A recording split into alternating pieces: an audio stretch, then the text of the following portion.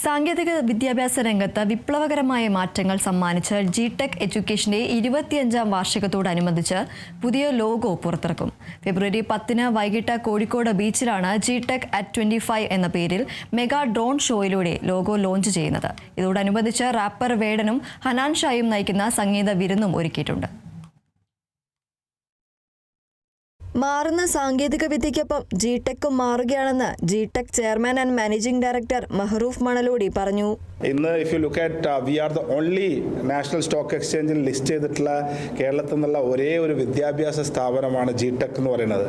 നമ്മളെ ഈ ഒരു 25ാം വാർഷികത്തോട് ബന്ധപ്പെട്ട് ഒരു പുതിയ ഫേസ്, ഒരു പുതിയ മുഖം നമ്മൾ ജി-ടെക്കിന് ഇറക്കുന്നുണ്ട്. നമ്മളെ ലോഗോ ഒന്ന് മാറുന്നുണ്ട്. അപ്പോൾ ആ ലോഗോൻ്റെ ഒരു പുതിയ റീബ്രാൻഡിങ് നമ്മൾ ചെയ്യുന്നുണ്ട്. ഇനിയുള്ള കാലഘട്ടം ആർട്ടിഫിഷ്യൽ ഇൻ്റലിജൻസിൻ്റെതാണ്. നമുക്കറിയാം എല്ലാ കാര്യങ്ങളും ഇന്നിപ്പോൾ ഒറിജിനൽ ആണോ ഡ്യൂപ്ലിക്കേറ്റ് ആണോ എന്ന് മനസ്സിലാവാത്ത രീതിയിലേക്ക് കാലഘട്ടം മാറിയിട്ടുണ്ട്.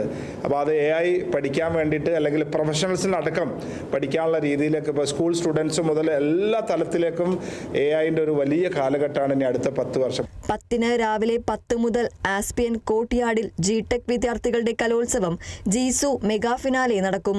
ചലച്ചിത്ര താരങ്ങളായ ഗോവിന്ദ് പത്മസൂര്യ, ഗോപിക എന്നിവർ പങ്കെടുക്കും. പ്രത്യേക പ്ലാറ്റ്ഫോമായ ജി-ടെക് കരിയർ കണക്ട് ലഭ്യമാക്കുന്നതിനോടൊപ്പം ജി-ടെക് ERP പ്ലാറ്റ്ഫോമായ ജംസിന്റെ ഏറ്റവും പുതിയ വേർഷനും പരിചയപ്പെടുത്തും.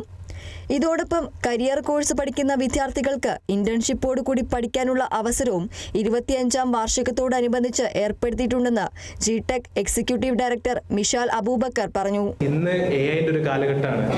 AI-ന്റെ കാലഘട്ടം ആയതുകൊണ്ട് തന്നെ we have also built another platform called FutureX. ഈ ഒരു പ്ലാറ്റ്ഫോമിൽ people can build their own LLMs and models and everything because see ultimately AI is a bit expensive. There is a lot of data centers being built by Google, Amazon across the world.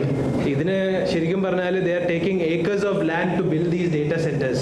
അപ്പോൾ ഇങ്ങനത്തെ ഈ data centres ഒക്കെ വരുമ്പം it is very very important that we as humans learn this technology of AI. കാരണം ultimately everything is being automated now.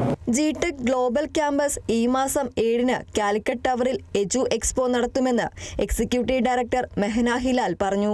അതിലേക്ക് കുറേ യൂണിവേഴ്സിറ്റിയിലെ delegates വരുന്നതായിരിക്കും to participate, and also lot of students will be coming as well, so that എന്ത് clear എന്ത് ഡൗട്ട്സോ കാര്യങ്ങളോ students ഉണ്ടെങ്കിൽ they can clear from that. So that's what I'm taking care of. And regarding our 25th anniversary, I'm really grateful because ഞാൻ ജനിച്ചപ്പോൾ തൊട്ട് I've been seeing the struggle. It's always going to be an emotion. It's purely 25 years of hard work, patience and emotions. G Tec marketing manager Anvar സാദിഖും വാർത്താ സമ്മേളനത്തിൽ പങ്കെടുത്തു. Kerala vision news, Kozhikode.